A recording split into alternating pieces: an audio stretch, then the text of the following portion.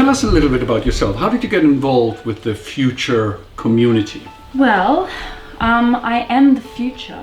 Yes, I've time traveled from the year 3906. My name is Rhyme and I am a muse. I want to inspire in people a reflection of some sort. You know, I'm a very good mirror. I'm a very good chameleon, I think. And I'm a writer. I write poetry, so I love to look all the time. You know, I'm someone that can view. I'm someone that can transform into what people are projecting out, perhaps. My parents were kind of hippies. They were like my dad was a rock star. My mom is a stylist, makeup artist. She was always the groupie at some point. Sorry, mom, if you're watching this. My middle name is Gold Star. It's not Gold Star. It is. My full name. name. Gold Star. Michael Lara Osawa Anonymity Cosmos. One more time. Should I do it like supercalifragilisticexpialidocious? Yeah. I'm Gold Star, Michael Lara Osawa Anonymity Cosmos. My father, who was a very great rock star in Australia, I remember just like being a baby and being held up like Simba on a stage, and I was the cub, and I just saw the world like that. Rhyme. But that's such a heavy name. Did you always know what you wanted to be? Yes, I knew deep down, but I tried to kind of push that away for a while. My dad's a very talented person, but I just grew up very like, I don't really want to struggle. And I just didn't want to go down that like route of being a musician or a music creator, because there is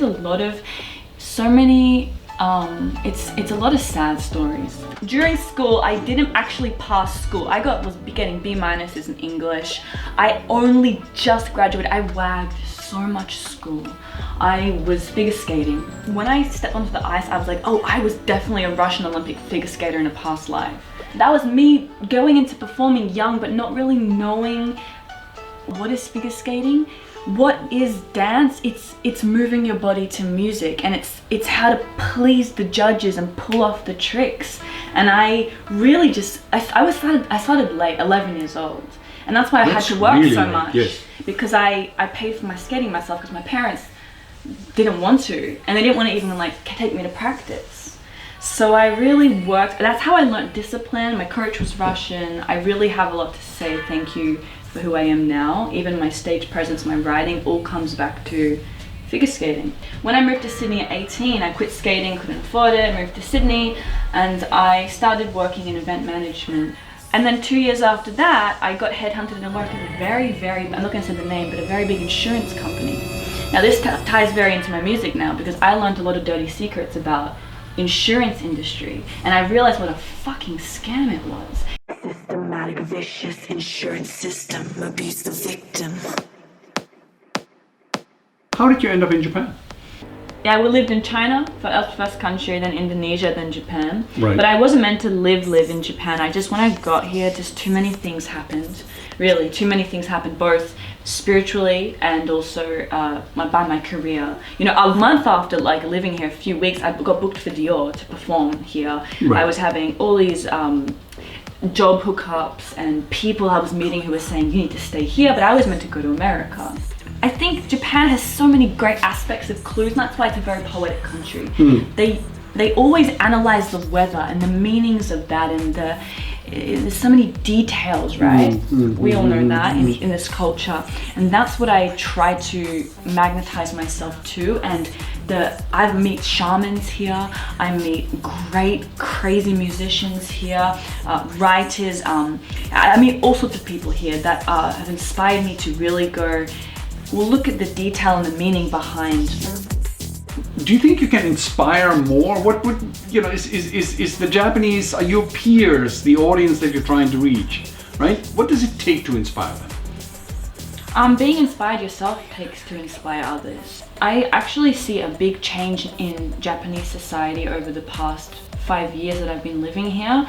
And I do see a lot of changes happening. And I do talk to a lot of young people. And what I don't like that I've noticed just from being on a lot of sets is that you're not allowed to be, for example, this is just the very majime mainstream, perhaps I could get some if you guys agree, you cannot be a photographer until you've been a photographer's assistant for 10 years. Or you cannot be a makeup artist until you've been the assistant for 10 years. I actually think that there's a big change happening, and that's why I can't say like, oh, Japan is so serious. You know, pleasing people in this culture is a very big deal, and time equals experience, you know, but when has it not equaled experience in most of the world as well? Internet girl, I lost your round of applause. The internet girl is the very, the kind of the demon character in my life that's always like it's all about numbers. It's all like you should get like, you know, like you should buy followers. You should like, you know, be known. Like it's like, oh, how many followers do they have? It's like my generation is like cruxed by this whole Instagram popularity, like online persona shit, and it's all an illusion. And that's what this girl does. She's just like all about that illusion based world. Is Rhyme the future? Yes. In a day and age where everything seems so upside down, and morals and idols and all this stuff is very materialistic, it's all very intellectual, it's all very trust the science, and intuition is pushed under the cover. You know, it's this silent war going on of like, you know, science versus spirituality, but actually the scientist is very similar to the poet. Both are trying to find the meaning, the answer, the result. Because the poet, the rhyme, the reason is always trying to find through its intuition and its connection to the stars, the meaning of things and how to what's inside of us, how to put it into words. So I say rhyme is the future, maybe not the indefinite near future. We might go through extreme dark ages, and we probably will, because people are going to get so disconnected and they're going to go through this hard time. Already it's happening. Look at mental health. We need to look back up, and we need to become the poet again. We need to be our own philosopher. Green light. I mean, you live in Japan, you love being in Japan, you're inspired by Japan. You know, you're actually, you know, making a successful professional career here in Japan.